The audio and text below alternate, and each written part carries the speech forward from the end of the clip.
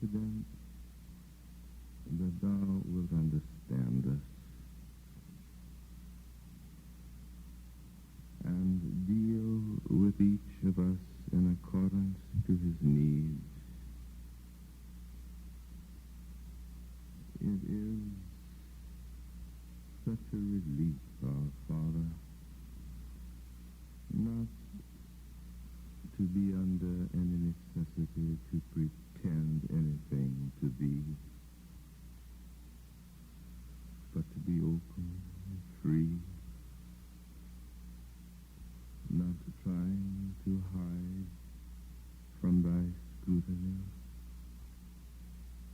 but to spread before thee the whole story with the things that are good and the things that are sordid, the things that are worthy of the best that is in us, and the things of which we are so terribly ashamed. We make no demands upon thy Spirit. We ask nothing.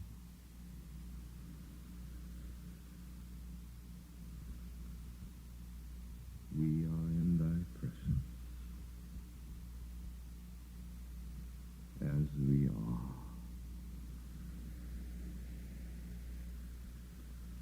Oh, love of God,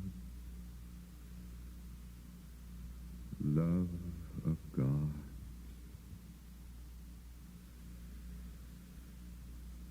do with us in this waiting moment what thou wilt do with us. We trust thee.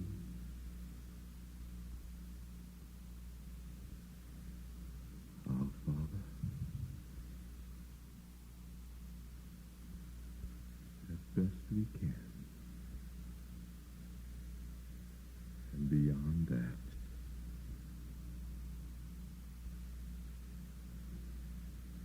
we yield to thy grace. O God, our Father,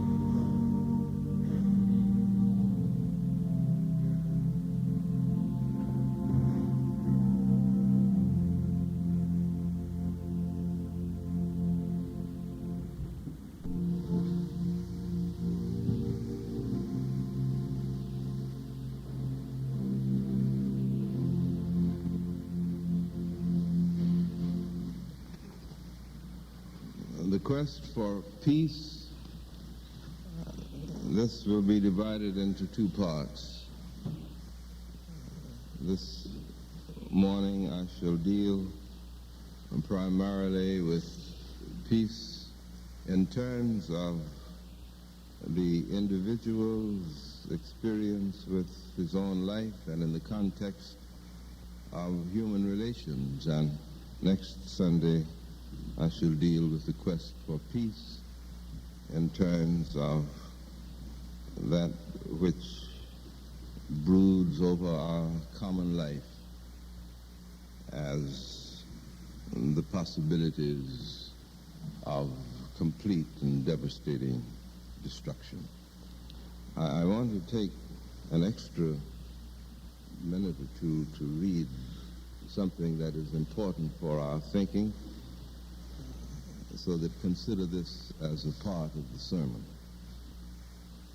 A man cried up to God, and God sent down an angel to help him. And the angel came back and said to God, I cannot help that man. And God said, how is it with him?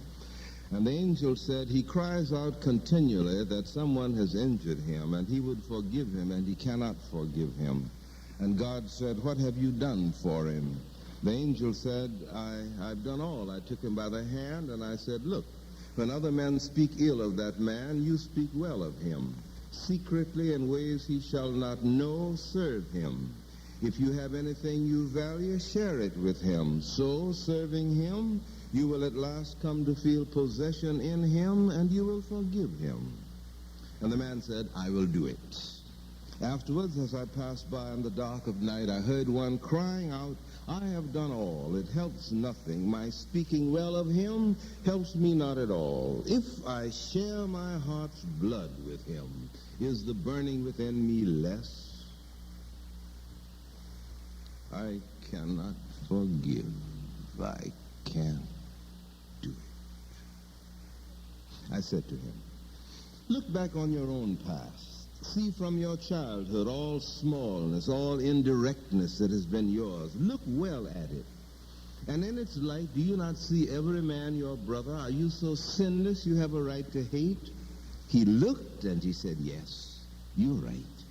I too have failed, and I forgive my fellow.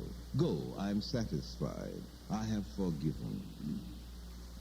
And he laid him down peacefully and folded his hands on his breast, and I thought it was well with him.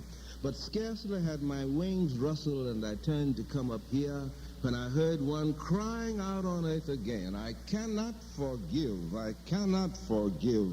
Oh God, I cannot forgive. It is better to die than to hate. I cannot forgive. I cannot forgive.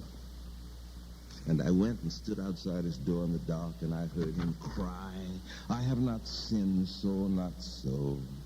If I've torn my fellow's flesh ever so little, I've kneeled down and kissed the wound with my mouth till it was healed.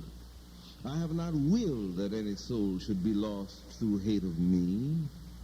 If they have but fancied that I wronged them, I've lain on the ground before them that they might tread on me, and so, seeing my humiliation, forgive and not be lost through hating me. They have not cared that my soul should be lost. They have not willed to save me. They have not tried that I should forgive them. I said to him, be content then. Do not forgive. Forget this soul and its injury. Go on your way. In the next world, perhaps, he cried, go from me. You understand nothing. What is the next world to me? I am lost now, today. I cannot see the sunlight shine. The dust is in my throat. The sand is in my eyes. Go from me. You know nothing. Oh, once again, before I die, to see that the world is beautiful. Oh, God, God, I cannot live and not love. I cannot live and hate. Oh, God, God, God. So I left him crying and came back up here. God said, this man's soul must be saved. And the angel said, how? And God said, you go down and save it. And the angel said, what more can I do? And then God bent down and whispered in the angel's ear, and the angel spread out its wings and went down to the earth. And partly I woke, and then I went to sleep again. The angel went down and found the man with a bitter heart, took him by the hand, led him to a certain spot. Now the man wist not where it was. The angel would take him, nor what he would show him there. And when they came, the angel shaded the man's eyes with his wing, and when he moved it, the man saw somewhat on the earth before them. For God had given it to that angel to unclothe a human soul, to take from it all those outward attributes of form and color and age and sex, whereby one man is known from among his fellows and is marked off from the rest. And the soul lay bare before them, as a man turning his eye inwards beholds himself. They saw its past, its childhood, the tiny life with the dew upon it. They saw its youth when the dew was melting, and the creature raised its mouth to drink from a cup too large for it, and they saw how the water spilled. They saw its hopes that were never realized.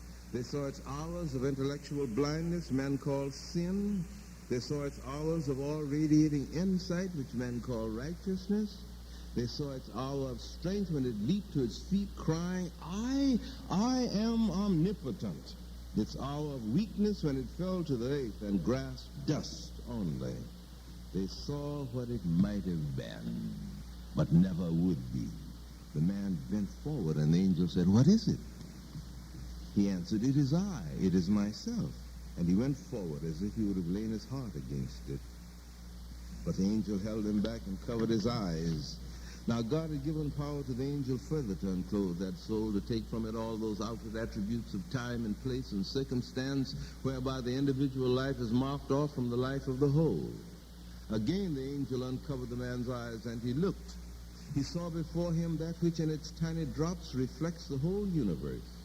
He saw that which marks within itself the step of the furthest star, and tells how the crystal grows underground where no eye has seen it.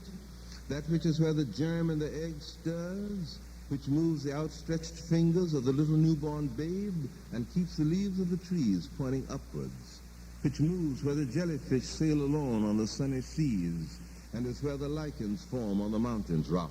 And the man looked, and the angel touched him, but the man bowed his head and shuddered. He whispered, it is God. And the angel recovered the man's eyes now, and when he uncovered them, there was one walking from them a little way off, for the angel had reclothed the soul in its outward form and vesture, and the man knew who it was. And the angel said, do you know him? And the man said, I know him. And the angel said, have you forgiven him? And the angel looked into the man's eyes as he said, how beautiful my brother is. And the angel shaded his own face with his wing from the light. The angel laughed softly and went up to God. But the men were together on the earth.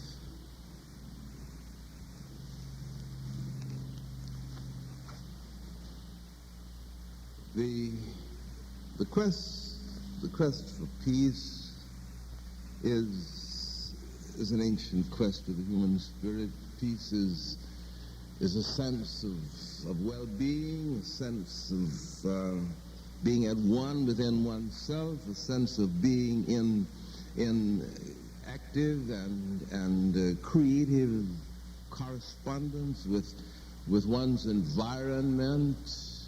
It is a sense of inner togetherness. It is a sense of tranquility, a sense of being whole.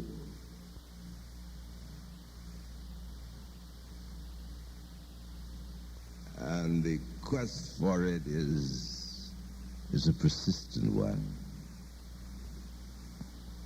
There is the peace of innocence, when there is an inner sense of wholeness and completeness that has not been sullied by any things that invade and disrupt. It is the peace of little children who have not been brutalized and whose lives have not been outraged by the madness and the distemper and the conflicts of the environment. It is the peace that is peaceful because that's all it knows.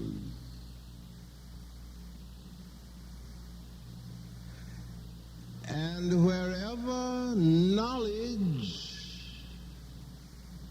invades, the peace is ruptured. And there is no more critical problem with which those of us who are engaged in education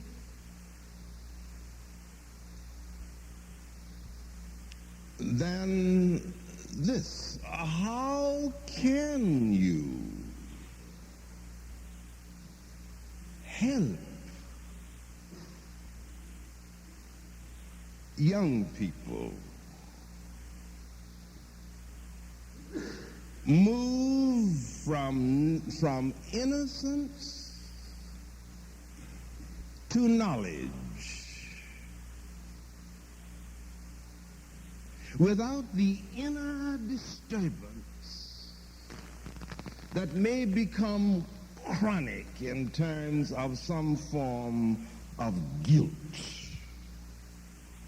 How can the guilt be made to work as redemptive energy, forcing and guiding the individual to establish in the knowledge the tranquility that once upon a time was present in the absence of knowledge? Then, of course, there is the peace that belongs to those who are exhausted. The peace that is yours because you have burned out everything and there isn't anything left.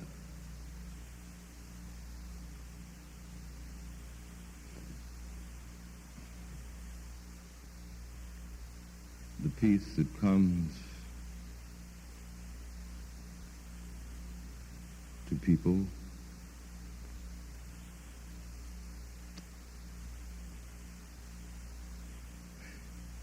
in whom all of the ability to feel is dead. Dead.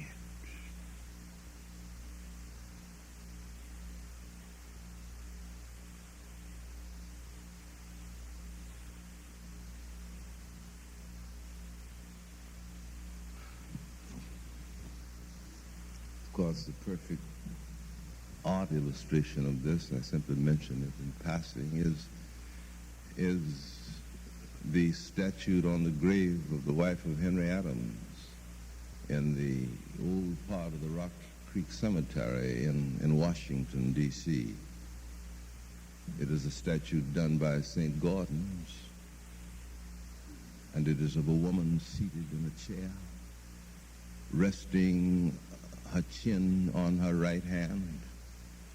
Her whole body is draped in a greenish cowl that covers everything, including her feet, except her face and this one hand.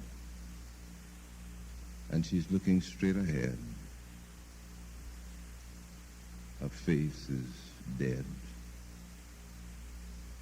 Her eyes are dead. There aren't any more tears to shed. She's not like one of my friend's grandchildren who told him, "I'm not crying anymore, but I haven't turned off my tears." Yeah. There is that kind of peace.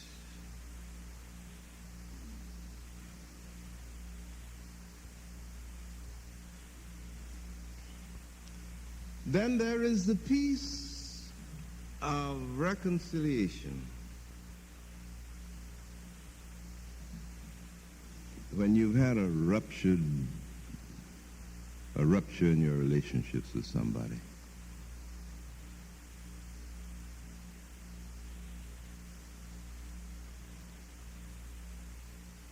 and through great travel anguish. You have finally been able to forgive.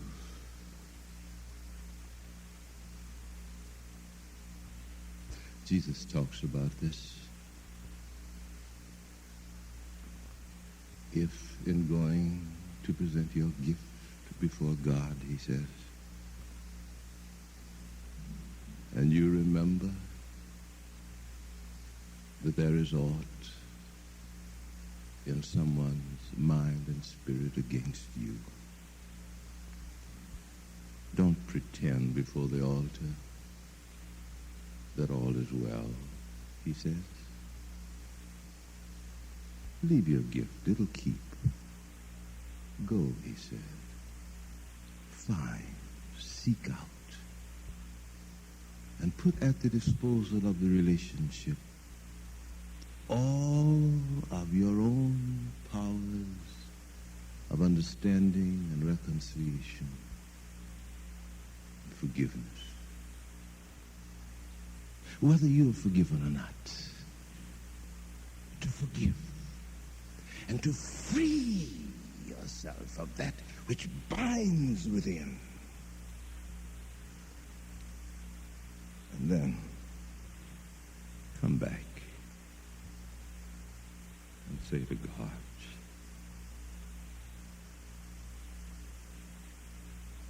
I've done all I can.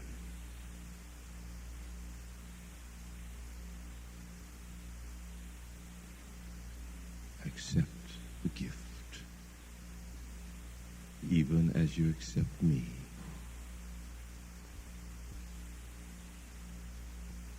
Because all the malice and the hate and bitterness has been drained out of me.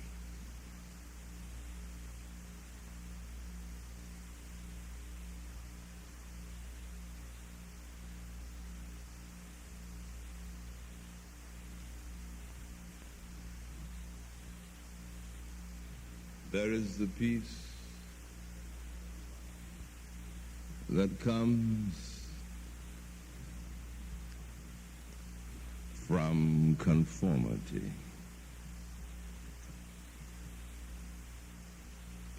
It is a piece of cowardice. And perhaps peace is the wrong word, but I think it's the right word here.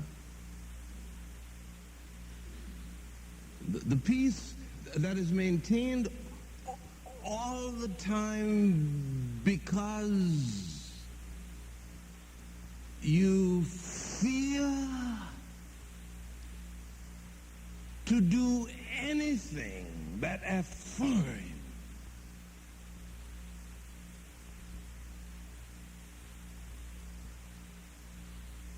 you don't want to make an enemy. You don't want to disturb. You don't want to perturb.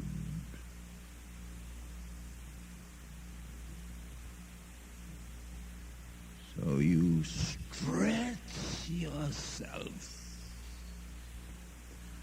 out of shape and do all kinds of internal violences to your spirit to maintain external harmony.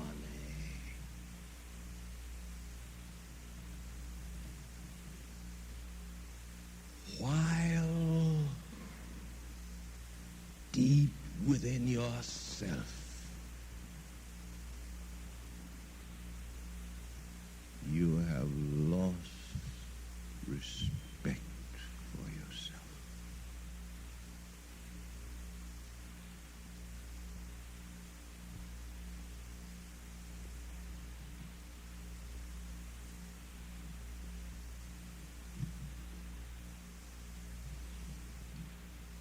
Then there is the peace that is that represents triumph over one's weaknesses when one has wars within,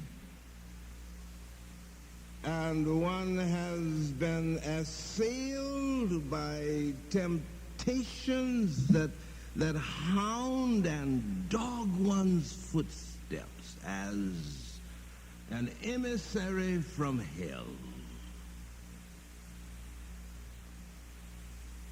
And one runs and juggles and shifts. One does everything until at last one has to turn around and look into the face of that which seeks to undermine and destroy the life and join it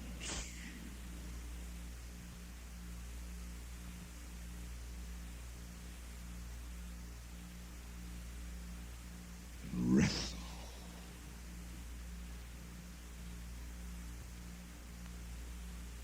until out of some deeper region there begins slowly to flow up into one's spirit that which gives courage and strength, that which is the angelos of God.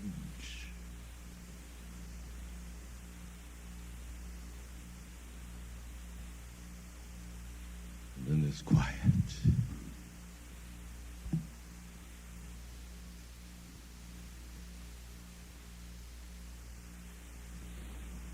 And one may fail again and again and again.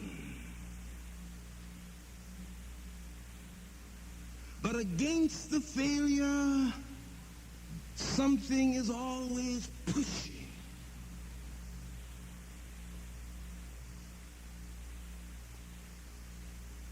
If I seek it.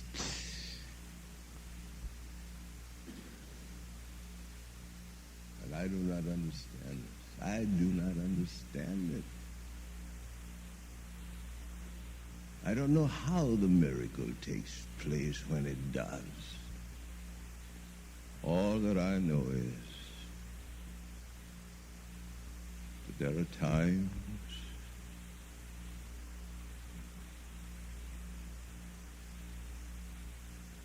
when we triumph.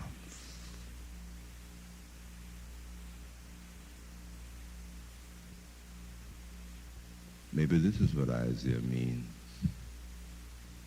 They that wait upon the Lord shall renew their strength. They shall mount up on wings as eagles. They shall run and not be weary. They shall walk and not faint. Maybe this is what he means. But no one can understand it from outside of it. One has to be in the churning vortex of this to make the great discovery. And then finally, there's a piece that comes that represents not victory, but triumph. Triumph. And this is there's a shade of difference here in my thinking about it. It is what Felix Adler calls the peace that passeth understanding. He says that when a man is hungry and gets food to eat, or he's sick and gets well, or he's lonely and finds a friend, that he can understand the sense of physical and emotional well-being that is his. This kind of peace he can understand. But he says, the peace that passeth understanding is the peace that comes when the pain of life is not relieved. It is the peace that comes shimmering on the crest of a wave of pain. It is the spear of frustration transformed into a shaft of light.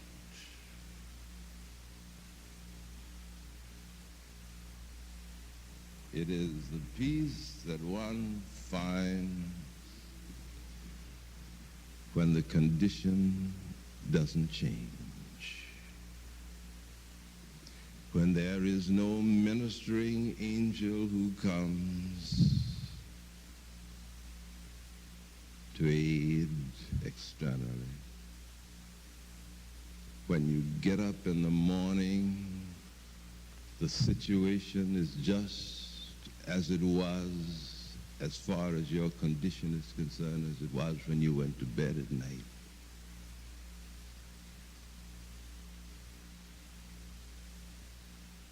But to look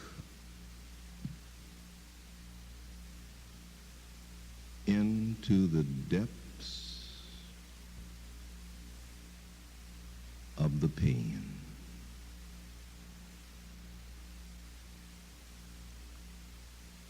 until you see the face of a friend.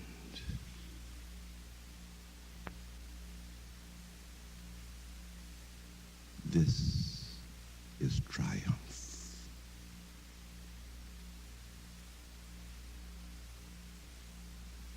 And God help us all.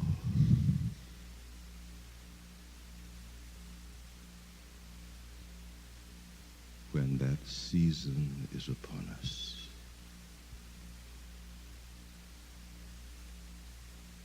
That we shall remember.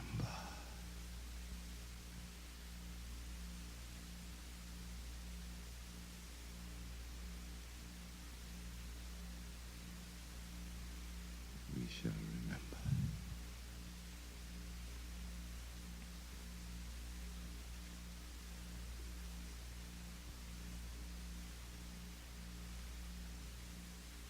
We ask no dream.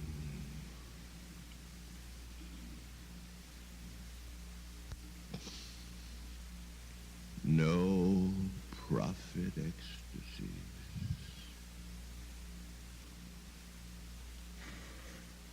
No sudden rending of the veil of clay.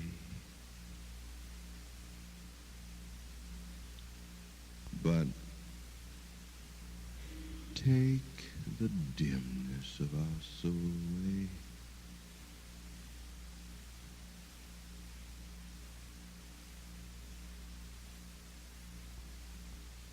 Oh, God, God, take the dimness of our